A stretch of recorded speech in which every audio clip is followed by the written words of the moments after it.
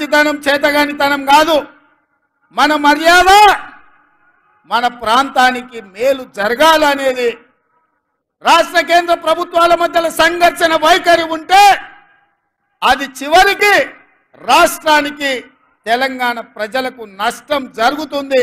సంఘర్షణ వైఖరి ప్రభుత్వాల మధ్యలో ఉండొద్దు అన్న ఆలోచనతోని తెలంగాణ రాష్ట్ర ప్రభుత్వం తరఫున భారత ప్రభుత్వానికి వినతి పత్రాలు ఇచ్చినాం. మన రాష్ట్రానికి రావాల్సిన హక్కుల గురించి మాట్లాడినాం. విజ్ఞత ఉండాలి, మన మీద మనకు విశ్వాసం ఉండాలి. రాష్ట్రానికి ఏం దేవాలనో ఏం రావాలనో నాయకుడికి అవగాహన ఉండాలి. అందుకే విజ్ఞతతో కూడుకున్న వినతి పత్రాలు ఈ దేశ ప్రధానమంత్రికి ఇచ్చినాం.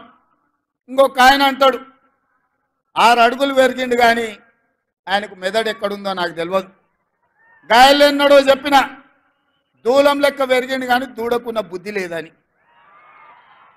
ఇవాళ హరీష్ రావు మాట్లాడుతున్నాడు, మీరు అందరు చూసారు.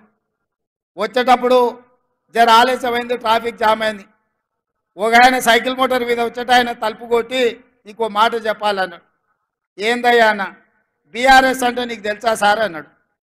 ఏందోనే వాళ్ళు ఏదో భారత రాష్ట్ర సమితి అన్నారు కదా అంటే, అది కాదు సార్, అది బిల్లారంగ సమితి. నువ్వు ఎప్పుడు బిల్లారంగ అంటావు కదా, ఒకటి బిల్లా ఇంకోటి రంగా, 2 కలిపితే సమితి. బీఆర్ఎస్ అంటే బిల్లారంగ సమితి అని చెప్పిండు.